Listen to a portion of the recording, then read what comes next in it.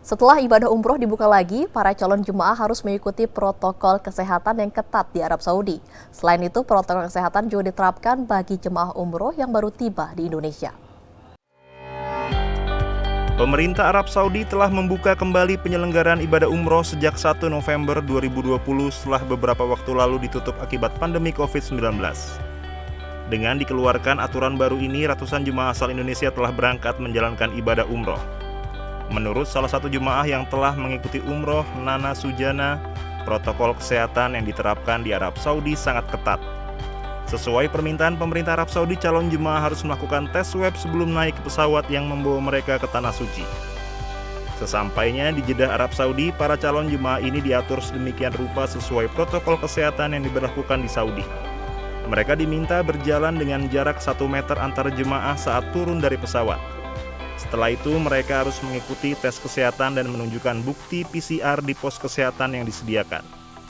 Para jemaah diantar ke hotel menjalani karantina selama 2 hari. Mereka juga harus melakukan tes PCR kembali. Jika hasil negatif, baru diizinkan melaksanakan umroh. Selama umroh pun, para jemaah umroh asal Indonesia didampingi petugas Kementerian Haji Arab Saudi, tim kesehatan, dan mutawif. Mereka yang mendampingi selama ke Masjidil Haram. Selama umroh pun, jemaah tidak diperkenankan mendekat ke Ka'bah dan menyentuh atau mencium Hajar Aswad. Hal ini sesuai protokol kesehatan yang diterapkan pemerintah Arab Saudi. Ternyata di sana kita harus mengisi disclaimer. Nah, kita tanda tangan, ternyata isian di disclaimer ini kita harus tunduk dan patuh kepada peraturan kesehatan yang ada di Saudi Arabia, gitu, seperti itu. Sementara Direktur Bina Umroh dan Haji Khusus Kementerian Agama Arfi Hati mengatakan penyelenggaraan ibadah umroh ke Tanah Suci semasa pandemi COVID-19 masih uji coba. Arfi menjelaskan sejak pemerintah Arab Saudi membuka penyelenggaraan umroh, animo masyarakat Indonesia cukup tinggi. Ada 3 kloter gelombang keberangkatan dari Indonesia ke Saudi. Dari jemaah umroh tersebut, Arfi menyatakan ada jemaah yang terkonfirmasi positif COVID-19. Dengan kejadian ini, Kementerian Agama melakukan advokasi dan visitasi ke otoritas kesehatan di Arab Saudi.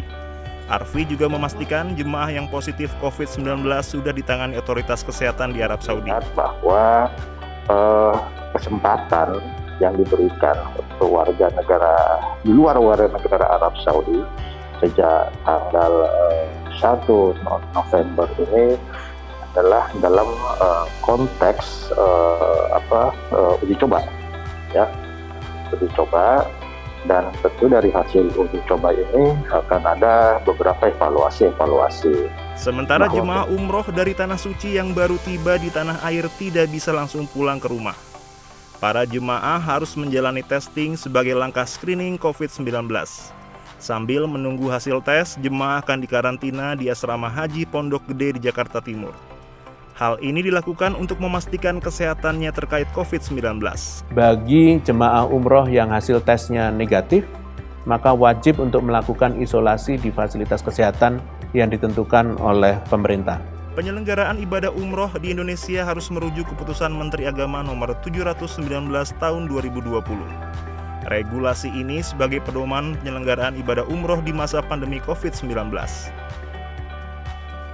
Tim Liputan Jawa Post TV.